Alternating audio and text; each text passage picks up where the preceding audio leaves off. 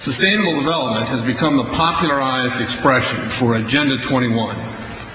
Agenda 21 is the 1992 United Nations Rio Declaration on the Environment and Development. It is the agenda for the 21st century you're living in today. For a brave new world where everything that you cherished and held true will no longer exist.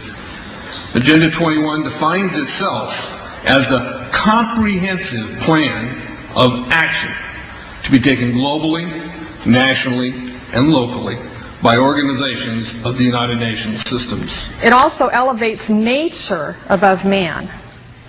And it contains something called the precautionary principle, where basically you're guilty until you're proven innocent. Sustainable development is the philosophy designed to bring human beings across the globe under the full control of a narrow human elite. It's a 40-chapter document to basically control the world. It's based entirely on socialist control mechanisms. Sustainable developers have designed a global movement coordinated through a global to local action plan to create world government in accordance with certain objectives.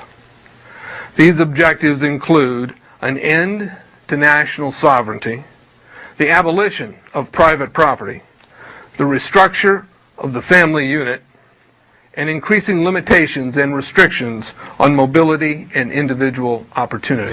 The green goal includes the listings of what's not sustainable. A couple of the examples include private property. 728 lists fossil fuels. Golf courses and ski lodges are not. Consumerism. Irrigation is not sustainable. Paved roads. Commercial agriculture. Herbicides, pesticides. Elsewhere, it lists farmlands, pastures, grazing of livestock. And the family unit. The focus of sustainable development is the abolition of private property, societal undermining of the family, and abandonment of the constitutional protection of unalienable rights as described in the Declaration of Independence. You see, I sat on the Santa Cruz Agenda 21 committees. Now, this was a lot of crazy ideas. This was back in the mid-90s. Crazy ideas I heard. Mother Earth's surface wasn't to be scratched.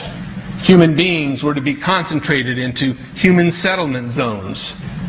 Educational systems were to focus on the environment as the central organizing principle. All aspects of life were covered. Well, I went to these committees at the request of some people who told me that I needed to understand what was going on, and I came back and I said, this is craziness. This is so silly. It has no chance of having any effect on our society. Well, I was wrong. The United States government's support for sustainable development, Agenda 21, is very clear. In 1992, while the Rio Conference was going on, George Bush, then president, was there where he executed the Agenda 21 protocols on behalf of the United States and brought it back to Washington, D.C. Within a year, Bill Clinton, by executive order, no congressional review, established the President's Council for Sustainable Development. In Santa Cruz, we've got a 2-lane freeway system. We need 4, but what we're getting is hundreds of millions of dollars of federal money to take a dilapidated rail line that Southern Pacific wants to put in the hands of somebody else so that a commuter line can be built along the railroad track. That'll be followed by 14-story buildings where people will live and stack them and pack them units, where developers or so-called sustainable developers will build these high rises with federal dollars. In fact, Santa Cruz has received a $300 million federal grant to build the first 3,000 of these stack them and pack them units. The County Board of Supervisors has said, if you are a sustainable developer, you're immune from any construction defect liability. It's a partnership between selected developers building this new world order and the government using the American taxpayer dollars in order to do it. This is a map of the Wildlands Project. To explain the map, the red are areas that are to be off limits to human beings. No resource development, no human activity. If you live there, you won't. The yellow areas are the areas for major control of all human activity. If you live there, you won't. The black areas, the black dots, are the smart growth zones. That's where human beings are to be stacked and packed in small living units along rail tracks. The smart growth program ultimately has jobs assigned and children cared for by the state. The question has been asked many times how the people who are perpetrating these things expect to do this and make it last. And the answer to that is that you steal a generation of children and you indoctrinate them so that they accept these ideas and they become global citizens in the coming global village. UNESCO came out and declared 2005 to 2015 the decade of education for sustainable development.